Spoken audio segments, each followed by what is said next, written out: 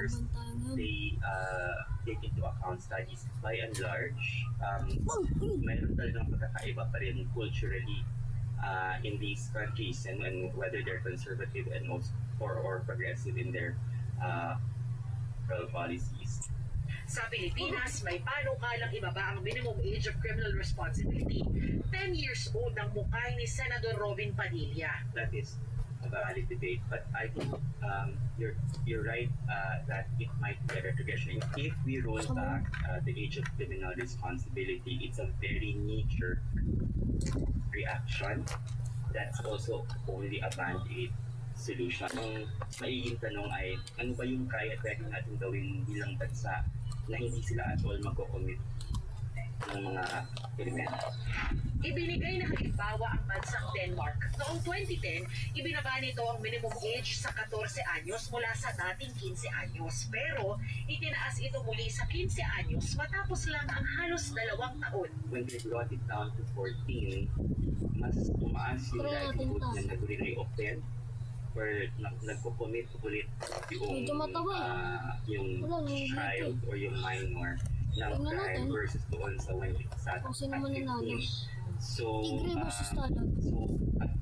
that's another example that shows na bringing it down to a lower threshold does not necessarily mean that you address the problem. Sometimes it can the problem. Bukas naman daw sa usapin ito ang ahensya ng gobyerno, Council for the Welfare of Children o CWC. Pero sabi ng United Nations na ang mga bata kasi na below 15, below 14, hindi mabuo yung kanilang kaisipan, yung kanilang emotional quotient, ang cerebral cortex nila nai-develop pa rin yung pakikipagkapwa-tao nila. No? So, maaari hindi pa nila nauunawaan ang tama at mali. No? So if we condemn them, if we imprison them, if we penalize them, baka po hindi yan ang solusyon sa problema po natin. We believe that really yung rehabilitation and eventual reintegration po nila sa ating society napaka-importante. Sa ngayon, ayon sa CWC, importanteng isama sa usapan ay kung ano ba ang nagtutulak sa mga bata na gumawa ng krimen. Strengthen the family. Pinahulog mo sarili niya. Pero yung child protection, hindi lang naman para protektahan ang iyong anak. Kung hindi, turuan din siya na dapat hindi siya manakit ng ibang bata. No? And of course, the schools, pumapasok po ang dyan, we have to make the schools safe. Darlene Kai, nakatutok. Alam lang, isa yung talaan ko.